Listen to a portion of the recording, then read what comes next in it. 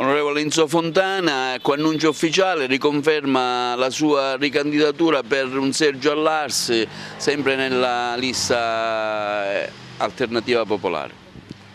Sì, noi siamo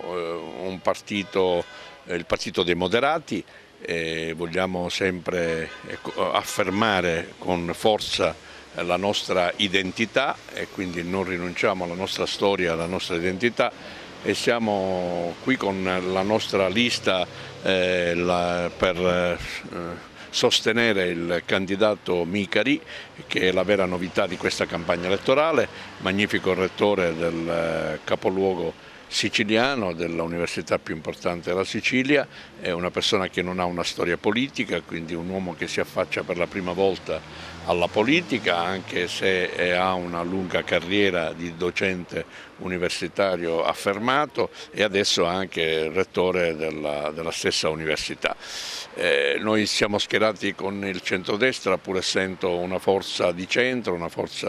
abbiamo di centro-sinistra, essendo noi una forza di centro, abbiamo comunque scelto di allearci con la sinistra, pur avendo anche trattato un'ipotesi col centrodestra, ma l'incompatibilità assoluta con alcune presenze come quella di Salvini e della Meloni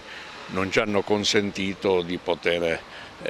chiudere un accordo col centrodestra, e quindi siamo adesso schierati con la sinistra, tra l'altro condividendo non solo la candidatura di Micari ma anche il programma. Peraltro è stato indicato anche come vicepresidente Giovanni Lavia, uomo che fa parte del nostro partito da tantissimi anni, anche lui un docente universitario che ha tutte le carte in regola per poter bene rappresentare questa Sicilia, anche se da vicepresidente. È stato anche assessore all'agricoltura e allora si è particolarmente distinto per tutto quello che ha saputo fare, ma anche europarlamentare per ben 2 mandati. E anche lì insomma, ha avuto una grande visibilità e presiede anche una commissione importante, e pertanto insomma, anche lui ha tutte le carte in regola per guidare assieme a Micari in tandem, così come lui preferisce utilizzare proprio questo termine, in tandem, assieme anche ad una squadra di assessori che sicuramente saranno all'altezza del compito. Domani mattina avremo la presenza del candidato presidente,